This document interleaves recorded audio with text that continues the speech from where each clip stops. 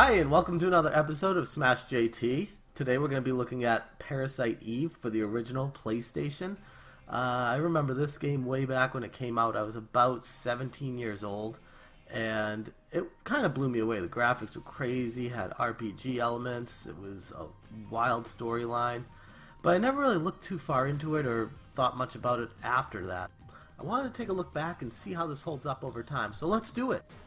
Another game published by my favorite Squaresoft. This game came out in 1998 and it was originally described as a survival horror action role-playing game, but it actually turns out more like an action-adventure game. There's not much survival horror involved. What you may not know is this game is the sequel to the book Parasite Eve, and it stars Aya Brea, a New York police officer trying to stop the destruction of the entire human race through spontaneous combustion.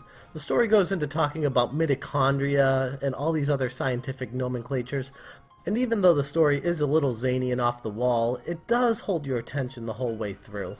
But enough background on the game, let's get to the gameplay. Now looking back, there's a couple of things that I remember distinctly from this game. One is the chick with 6 boobs, and the other one is the beginning of the game. The beginning of this game is incredible. It really draws you into the storyline and makes you wonder what's going on and why.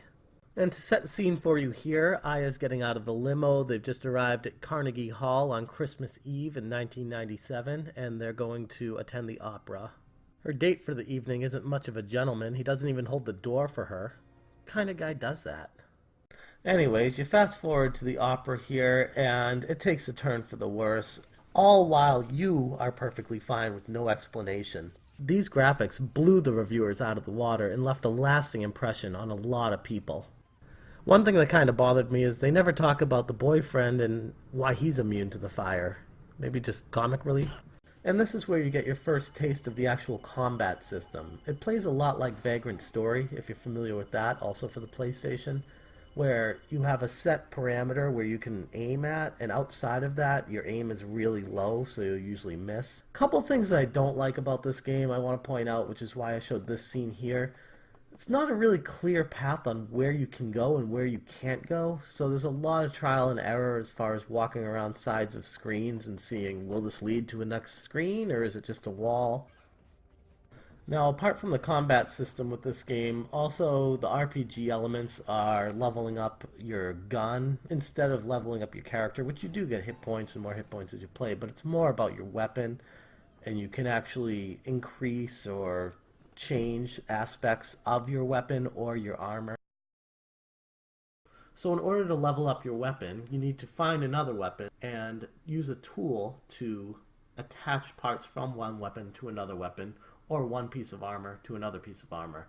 For example, if you have a handgun and you find an Uzi, you can take the 5 clip off the Uzi and attach it to the handgun. That will allow you to shoot 5 times. Now the problem with that is, say your handgun does 50 damage with one shot, but if you attach the Uzi clip to it, it will shoot 5 times, but it will only take 10 damage away. So you might think that's a good idea if there's a bunch of enemies on the screen, you want to shoot them all separately. Problem is, it takes a long time to shoot each person, and by the time you get to the second or third shot, you start getting your ass kicked. None of this is really clearly explained by the game, so it's a lot of trial and error.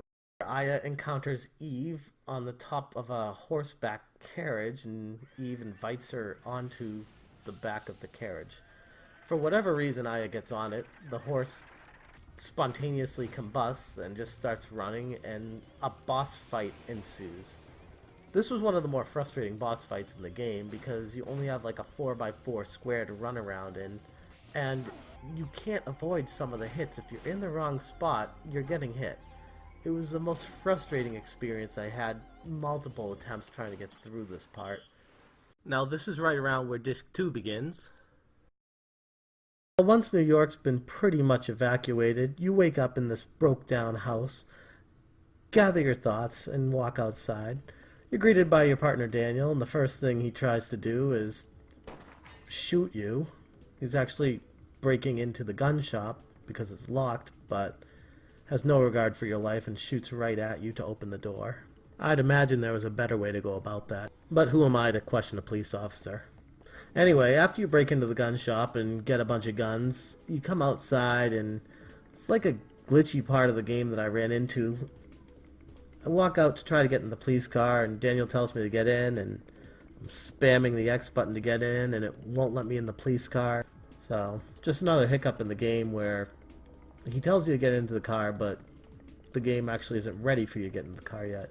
You have to go talk to the scientist guy first, and he'll say, "Oh, we gotta go break into the pharmacy." "Oh, well, you should have told me that instead of telling me to get in the car, Daniel." So anyways, you go over to the pharmacy, break into that, then you can get into the police car and be on your way. So at this point of the game, you're headed to the Natural Museum of History to find out more about Aya's DNA, what makes her so special, and why she's immune to the spontaneous combustion that keeps hitting everybody. It turns out that there's a weird family relationship between her and Eve, the opera singer at the beginning of the game, but I won't go into too much detail on that here. Now this next part with the bats really drove me insane. Let me show you why. One thing I haven't spoken too much about is the combat system. It can be a little awkward to move around with the camera angle at a 3/4 view, and these bats were annoying as hell. They'd shoot these sonars and you couldn't dodge them. And every time you got hit by one, you'd be blinded for 5 to 10 seconds, so you just have to run around and avoid being hit again so that you could get your sight back. Once you get your sight back, you start shooting again, and then they hit you again, so it's just this cycle that's really annoying. At least they didn't take away very much, but it would make a 5-second fight turn into a 5-minute fight, and it was just boring. It doesn't get any better from here either. Here I'm in a big room, and then I move on to a hallway. Makes it even harder to move around. I don't know what the developers were thinking doing this. These small corridors in these hallways are nearly impossible to navigate with these bats flinging their sonar at you. And above all that, it's not fun, it's just annoying and frustrating. As far as the pacing of this game went, the first disc had a great pace to it. It was a decent introduction to the game and a really fun learning curve for everything. When the second disc hits, the whole game slows to a crawl, and it seems like the developers just injected a lot of things to slow the pace down to make it last longer than it should have. In addition to the bats, the next stage over at the museum was just a convoluted mess of 4 floors, extremely confusing as to where to go and what to do. No real directive, nothing that tells you what to do, no navigational markers. So you just have to roam around the whole museum until you finally find the right places to go. I didn't encounter anything like this in the first disc. And that's unfortunate too, because the game starts out so great. Once you finally make it past that long, arduous museum, you get to the final cutscenes here before the end boss. I do have to say, they put a lot of effort into these towards the end of the game. It was worthwhile, even though it took a little bit longer than it should have to get here. And here the game gives you the first glimpse of the final boss, the demon spawn baby. Now this thing has 4 different phases. It initially starts out as little innocent demon baby, and you quickly take care of that. After doing away with the demon baby, it then moves on to an adolescent phase. And then from there, it goes into a grown phase. The grown phase is the 3rd phase. It's the hardest one of the 3. It's the biggest pain in the ass of the 3. After that, you get to this gel-like creature. Daniel, your partner, dives out of the helicopter to give you the special bullets. You catch him, and you do away with this monster. Now, all in all, it's a pretty decent game, but back in the day, I would have been more excited about this.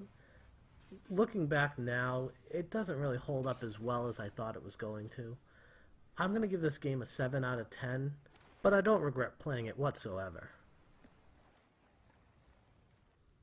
So there's my review for Parasite Eve. I hope you guys enjoyed it, and I look forward to doing more of these. Now, a couple of things with Parasite Eve that really stuck out with me. The first disc was really well done and really exciting throughout. The storyline was gripping. It really had me hooked on what was going to happen next. As the story went on and progressed, the second disc really slowed down to a crawl and kind of, I don't want to say ruined the experience, but definitely changed my final impression. It's a really good game, and if you haven't played it, I would recommend it, as long as you can put up with those frustrations that I mentioned in the video. Thanks so much for watching, and if you haven't already, please click that subscribe button and like this video. It means a lot to me and it's free for you. Look forward to doing this again. If you have any recommendations for games you'd like me to do in the future, put those in the comments section and I'll take a look at them. Thanks so much.